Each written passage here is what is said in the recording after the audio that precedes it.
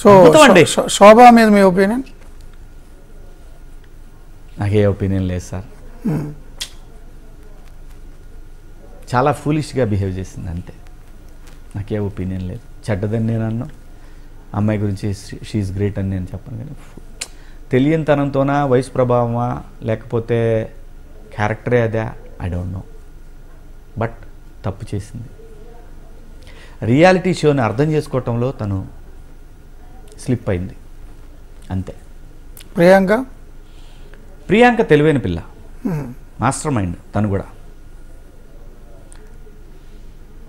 తనకి ఎలా తెలుసో తెలీదు కానీ వాళ్ళ గేమ్ని కూడా తనే ఆడుతుంటుంది.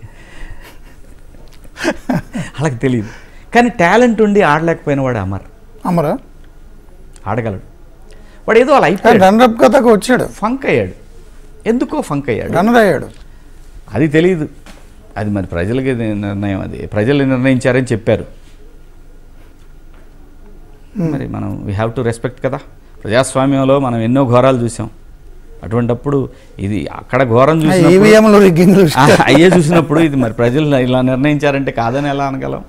We have to accept and respect that.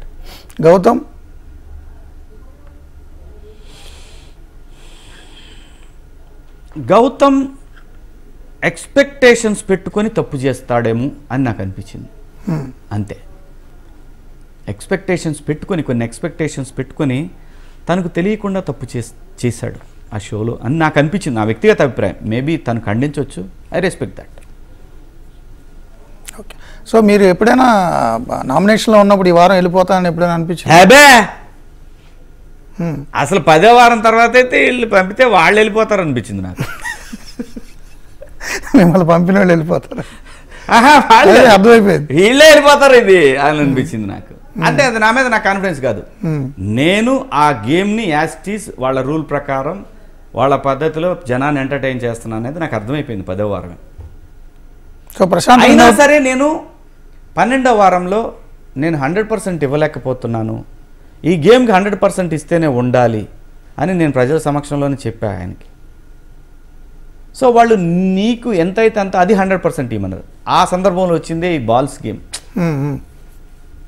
లోపల ఒక తొట్టులో బాల్స్ వేసి. సో ప్రశాంత్ విన్ అవుతాడని మీరు గెస్ కొట్టారు సార్?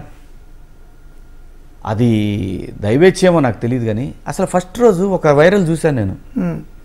వాడు మొక్క తీసుకొని వస్తాడు. అవును, తేజ అన్నాడు అక్కడ. ఏంటి మొక్క తీసుకున్నావు, షో అయినాక ఏం చేస్తావు అన్నాడు. షో అయినాక మొక్క తీసుకొని కప్పుతో పాటు వెళ్తాడులేరా అన్న. ఫస్ట్ డే అంతే సార్. మనకు తెలియదు sir. That is called life. That is called Bigg Boss.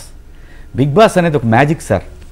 Big బాస్ని కనుక కోల్పోయామంటే, మనం ఆడియన్స్గా బిగ్ బాస్ని కనుక కోల్పోయామంటే లైఫ్లో కొంత పార్ట్ కోల్పోయినట్టే సార్. అంత పెద్ద స్టేట్మెంట్ ఇవ్వగలను నేను.